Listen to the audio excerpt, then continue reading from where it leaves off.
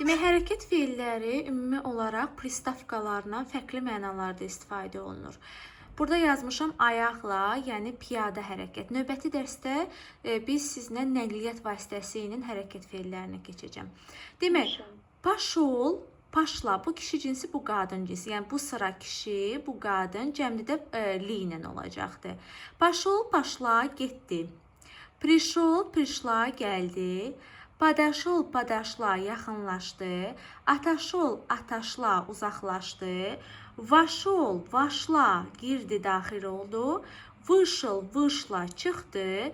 Perişol, perişla, keçdi. Yəni, əsasən yolu keçmək mənasındadır. Praşol, praşla, yanından keçdi, irəlilədi. Panyos, panyosla, apardı. Prinyos, prinyosla isə gətirdi. Birinci dəfə sizə bunu izah elədim. İndi isə test təkrar oldu.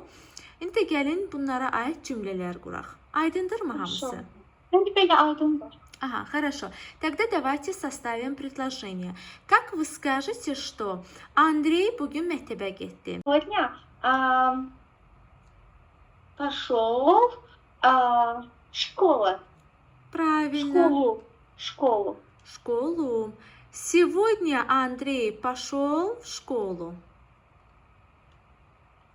Сегодня Андрей пошел в школу. Aha. Bəs necə deyə bilərsiniz ki, bugün Andrey evə gəldi? Bugün Андрей eve geldi. Сегодня Андрей пришел домой. Пришел домой. Anna, yəni qadın olsaydı nə deyəcəkdik bunlarda? Пришла. Пришла və Пришла пошла. домой. Aha. Хорошо, davam eləyək cümlə qurmağımıza onda.